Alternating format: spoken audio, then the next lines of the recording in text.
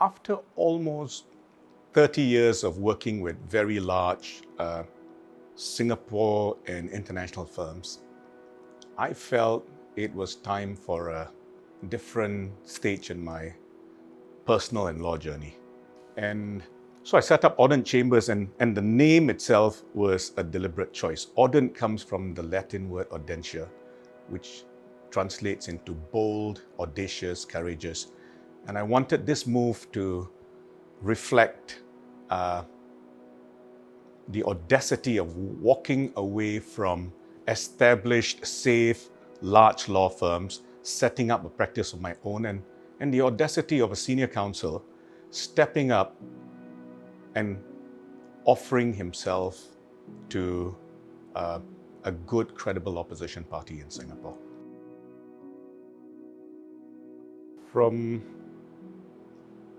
the time I can remember as a kid, I wanted to be a fighter pilot.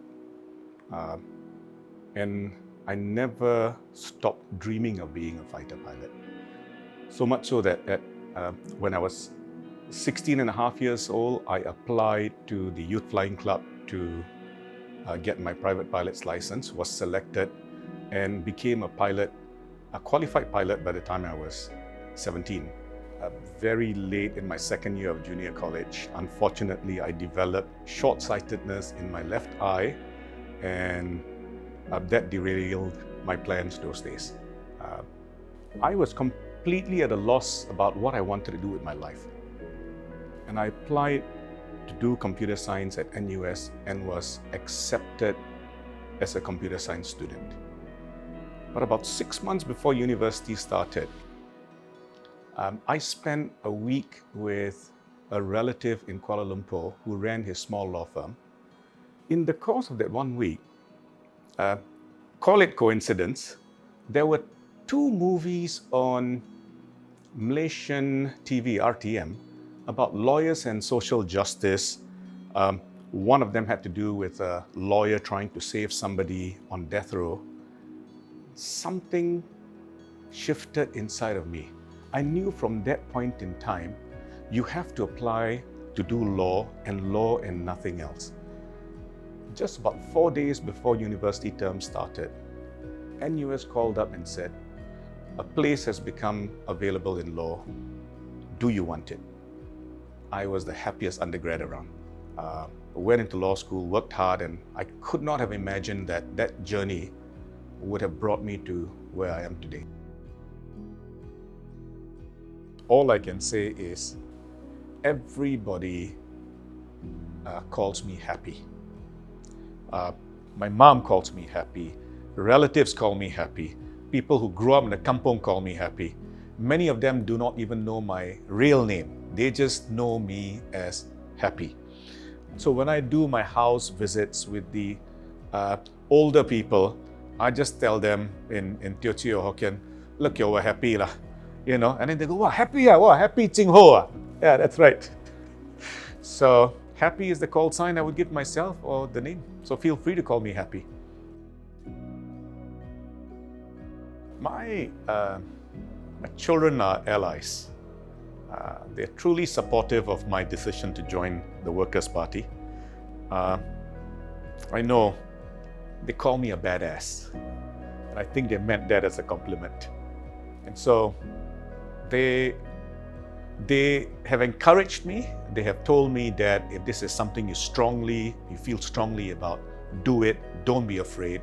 You've got something of real value to offer.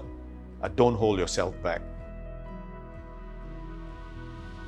I was a hands-on father. My dad modeled it for us. Fathering came easy. My dad was incredibly hardworking, never complained, was always there for us, totally loving and a hands-on father. And that shaped me.